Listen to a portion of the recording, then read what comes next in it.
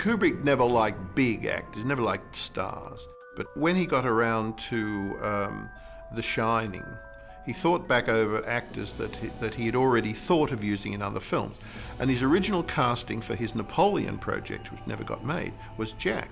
And also he suited Warner Brothers because he was a bankable name. I dreamed that I killed you and Danny. Oh, my God. He thought Jack was a great actor, and Jack is a great actor, and he thought he would be an amazing person who could do the transitional stuff from Jack to here's Johnny. What we got involved in was looking at old Nicholson films, and so That'll do it. then generated a decision to write a more antic Jack. I had a lot of discussions with Stanley about how elusive perfection is.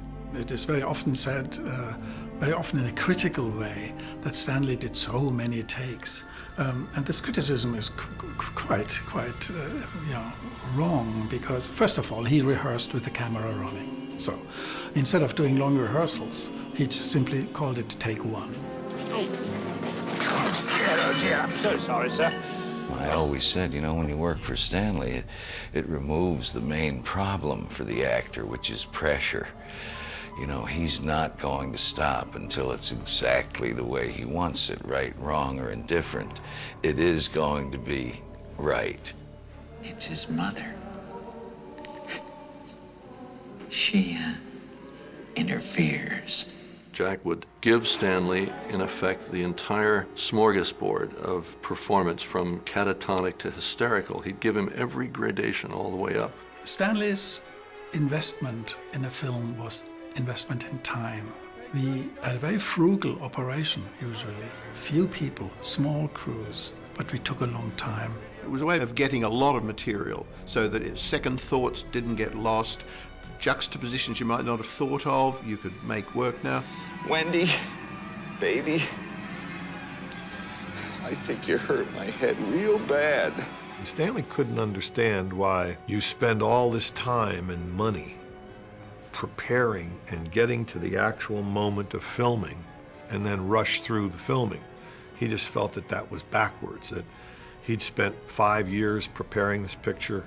He'd spent months and months building the sets. And now it comes to this moment, he's gonna do 60, 70 tries.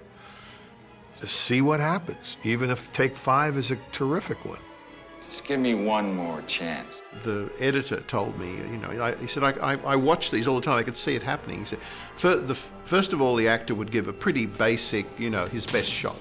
And then Kubrick would say, okay, go again, and he'd do it a little more extravagantly, and then he'd hit about 12 or 14 takes in, he'd start to get tired. So he'd start to save himself. And then Kubrick would keep going, and finally, the actor had nothing left to give, and Kubrick would still want more. So the actors would start doing crazy stuff. Come out, wherever you are. You know, funny faces, screaming, howling. And if you look at Nicholson's performance in the film, they're the scenes you see, the 27th and 29th take. But to get those, he had to work his way through. It's very difficult to say, all right, take one, you're crazy. It won't work. Then I'll huff, and I'll puff, and I'll blow your house in.